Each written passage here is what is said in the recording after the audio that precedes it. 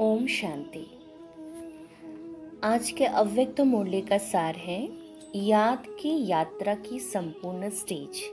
1970s का 26 जनवरी का मुरली है। इस मुरली में बाबा ने कहा है कि जैसे साकार तन में अर्थात ब्रह्मा बाबा के शरीर में जब शिव बाबा आया करते थे तो बच्चों को ये क्लियर फीलिंग आता था कि कैसे शिव बाबा ब्रह्मा बाबा के तन में जस्ट एज अ गेस्ट एक मेहमान की तरह आते हैं, कुछ समय लेकर बच्चों को शिक्षा देते हैं, पढ़ाते हैं, फिर ब्रह्मा बाबा के तन को छोड़ के बाबा फिर परम धाम चले जाते हैं, शिव बाबा फिर परम धाम चले जाते हैं। तो इसी तरह से वर्तमान का जो परिस्थिति है, इस समय में शिव बाबा यही हम बच्चों से चाहते हैं कि हम बच्चे भी हमारे अंदर ये फीलिंग को बढ़ाएं, ये अनुभव को बढ़ाएं कि हम आत्मा भी इस तन में एक गेस्ट है, एक मेहमान है।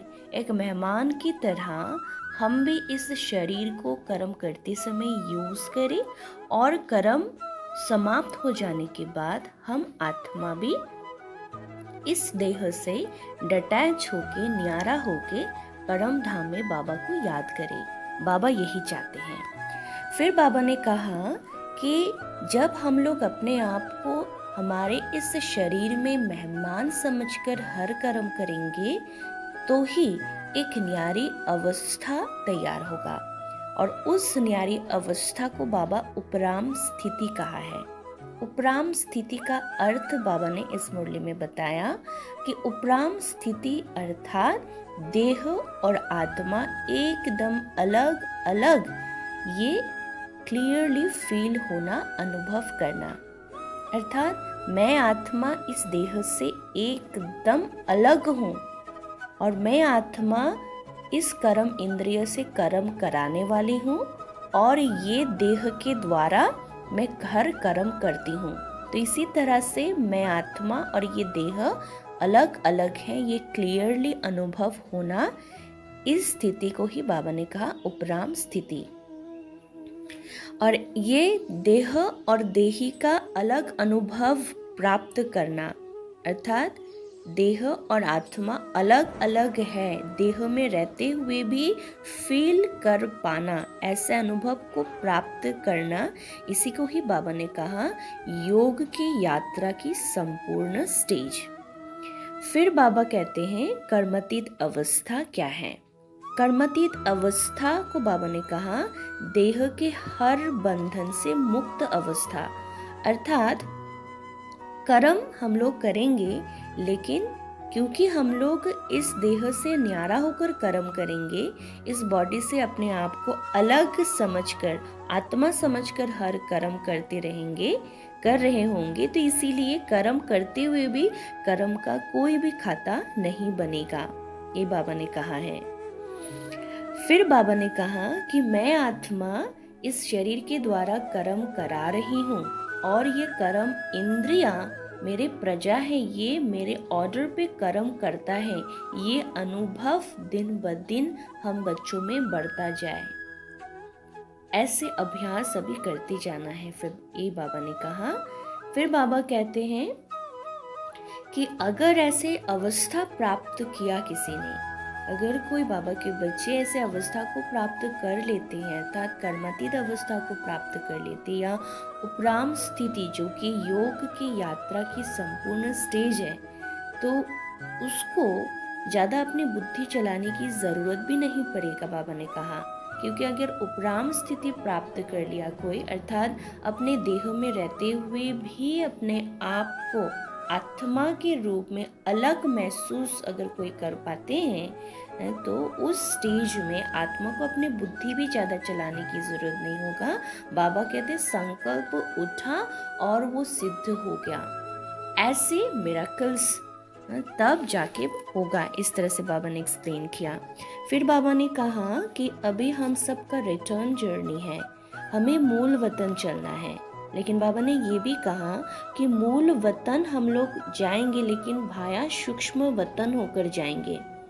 बाबा ने इस मुरली में कहा, जैसे पहले हम सब कहानियाँ सुना करते थे ना, कि जैसे परियां भी आपस में मिलते थे, तो इसी तरह से वो समय अभी आने वाला है जब सूक्ष्म वतन में सब बाबा के बच्चे फरिश्ते के रूप में ऐसे मिलन मनाएंगे। फिर हम लोग अपना हिसाब किताब सारा सूक्ष्म वतन में चुक्त करके ऊपर मूल वतन में चले जाएंगे। वो समय अभी आने वाला है, बाबा ने कहा। फिर बाबा ने कहा कि अभी पुरुषार्थी बनके पुरुषार्थ नहीं करना है, एकदम सफलता स्वरूप बनके हर कर्म करना है। बाबा ने कहा, अगर पुरुषार्थी समझ के कर्म करते रहेंगे, पुरुषार्थ करते रहेंगे, तो फिर बहुत सारे कमी कमजोरियों को देखते हुए भी उसको माफ करते रहेंगे, और माफ करने के कारण वो गलतियां बार बार रिपीट होने का चांसेस माना संभावना बढ़ता ही जाएगा। वो संपूर्णता चरित्र में आ नहीं पाएगा। इसीलिए बाबा ने कहा, अभी पुरुषार्थी अपने आप को मत बनाओ, एकदम सफलता स्वरूप बन जाओ, अर्थात एक गलती फिर दोबारा रिपीट ना हो।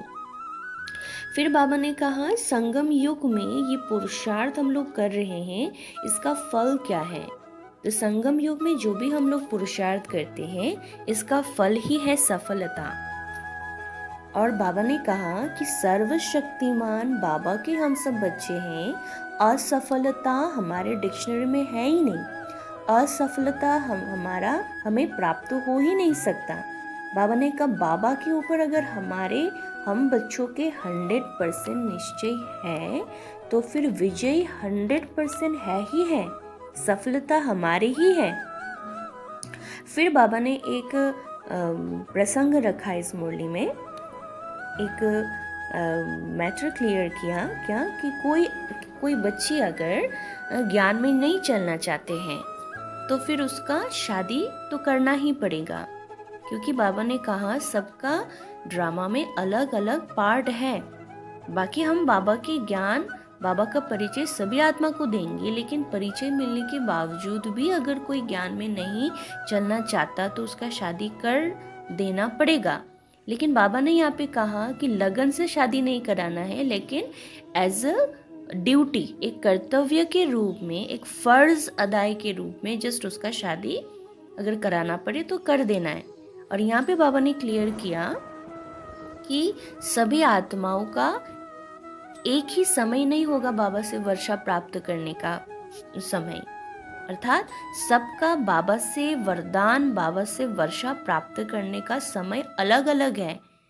इस प्रसंग में बाबा ने एक एग्जाम्पल दिया, जैसे कि कोई बीज अगर हम लोग लगाएंगे, कोई बीज लगाते तो फिर वो 2 दिन बाद ही फिर पौधा निकल आता है। कोई बीज लगाते तो फिर उसका बीज से फल प्राप्त करने में हमें कई साल लग जाते हैं। तो इसी तरह से हर आत्मा का भी अलग अलग समय है बाबा से वो वर्षा को प्राप्त करने का। तो इसीलिए ये ज्ञान तो हर एक को हमें देना ही है, अर्थात बीज सभी के अंदर डालना है, लेकिन वो बीज इंस्टेंट फल दे आपको, ऐसा नहीं होगा।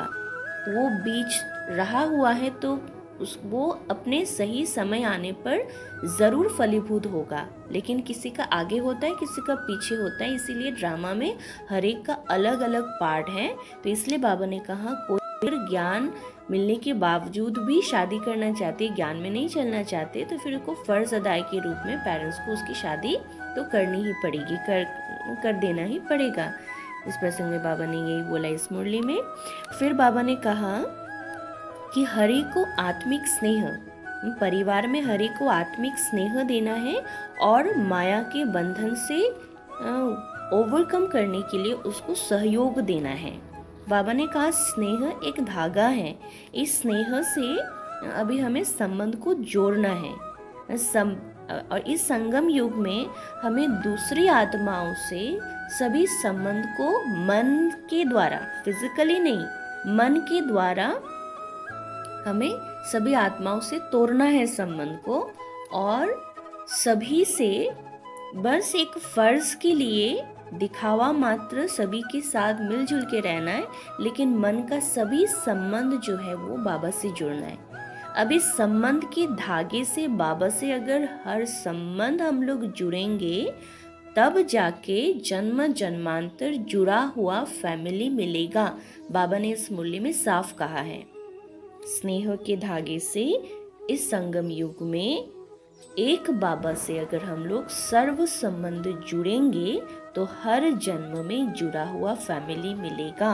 बाबा ने इस मुरली में खास ये बात कही।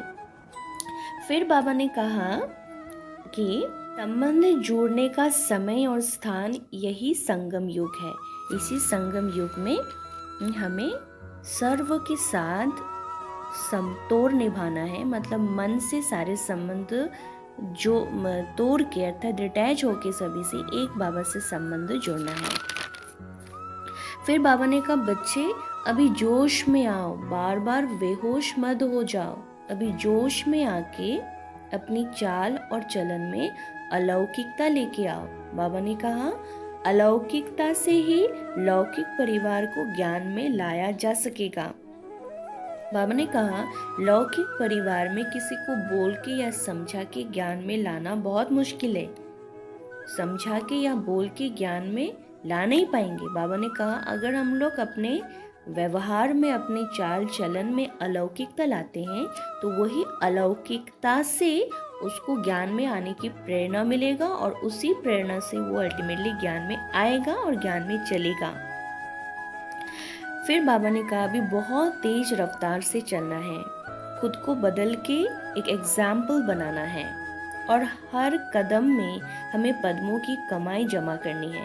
फिर बाबा ने इस मुरली में कहा कि अपनी स्थिति को इतना पावरफुल बनाओ जो परिस्थिति बदल जाए, और परिस्थिति को बदलना ही पड़ेगा। इसमें बाबा ने कहा कि ये परिस्थिति जो है वो हमारी रचना है, उसे हम ही रचना करते सोच सोच के और वो परिस्थिति या वायुमंडल को क्योंकि हम ही रचते हैं, तो इसीलिए अगर हम लोग स्वस्थिति को बहुत पावरफुल बना ले, अपनी स्थिति को बहुत स्ट्रॉन्ग बना लेंगे, तो बिगड़ी हुई हर परिस्थिति, हर नेगेटिव से नेगेटिव वातावरण बदलकर पॉजिटिव हो जाएगा। यहाँ पे बाबा ने इस रेफरेंस में एक एग्जाम्पल दिया है, जैसे एक छोटा सा अगरबत्ती भी अपने सुगंध चारों ओर फैला के वातावरण को परिवर्तित कर देते हैं, सुगंधित कर देते हैं। तो हम सब आत्माएं तो सर्वशक्तिमान बाबा के मास्टर सर्वशक्तिमान बच्चे हैं, तो हम लोग ज़रूर अपने स्वस्थिति को अगर हम लोग मजबूत करते तो बाबा ने कहा परिस्थिति बदल जाएंगे। फिर बाबा ने कहा अगर हम लोग हिम्मत का कदम ही नहीं बढ़ाएंगे तो मंजिल बहुत ऊंची लगेंगी। जैसे कोई ऊंची स्थान के नीचे खड़े होके अगर सोचते ही रह जाएं कि सोचेंगे ही बस कि बहुत ऊंचा मंजिल है, तो फिर वो उठ ही नहीं पाएंगे ना। अगर शुरुआत ही नहीं करेगा फिर मंजिल तो बहुत दूर हो जाएंगे उसके। तो इसीलिए बाबा ने कहा अगर वो उठना शुरू करेंगे तो फिर अल्टीमेटली जाके पहुंच सकते हैं। इसी तरह से बाबा ने कहा कोई भी बड़े से बड़े कार्य उसमें शोभावना लेके, विश्व कल्याण की भावना लेके अगर हम लोग हिम्मत करके कोई भी कार्य में आगे बढ़ते हैं तो फिर बाबा मदद देने के लिए बंधा हुआ है। फिर बाबा ने कहा कि ऐसे पावरफुल स्थिति अभी बनानी है और परिस्थिति को बदलना है। अगर पावरफुल स्थिति होता है हमारा तो फिर जैसा समय वैसा तरीका टच होगा, बाबा ने कहा। फिर बाबा ने कहा समय प्रमाण अगर युक्ति टच नहीं होता है तो फिर इसका मतलब योग बल की कमी है जो बच्चों को अभी भर लेनी है। फिर बाबा ने कहा कि ऐसे सर्विसेबल बन के हमें दूसरों के सामने एग्जाम्पल बनना है कि हर एक को लगे कि अरे ये कैसा एग्जाम्पल बन गया, कैसे ये सर्विस में नवीनता लाया, सब चौंक जाए देख के, सभी को मुझ द्वारा सर्विस की नई नई प्रेरणा मिलता रहे। ऐसे हमें सर्विसेबल बननी है। बाबा यही चाहते हैं। फिर बाबा ने कहा पहले की जो शक्तियां हैं वो बहुत सारे शक्तियों को पैदा किया, अर्थात बड़े बड़े दादियाँ बहुत सारे शक्तिशाली दीदियों को, शक्तिशाली बहनों को तैयार किया। अभी ये शक्तिशाली दीदियाँ, शक्तिशाली बहनों को मिलके इस सृष्टि को बदलना है। बाबा की यही चाहना है। फिर बाबा ने कहा कि ये माया जो है ये शेर के रूप में हमारे सामने आएंगे, बच्चों के सामने आएंगे, लेकिन बच्चों को क्या करना है, उस शेर के ऊपर सवारी होना है, उस अर्थात माया को अधीन करके उसके ऊपर जीत पाना है। तो इसीलिए भक्ति मार्ग में देवियों को शेर के ऊपर सवारी दिखाया जाता है, बाबा ने कहा। फिर बाबा ने कहा हर एक आत्मा के प्रति हमें रहम दिल बननी है, इसी रहम की भावना से बहुत आत्मा के कल्याण हो सकेगा। अच्छा, ओम शांति।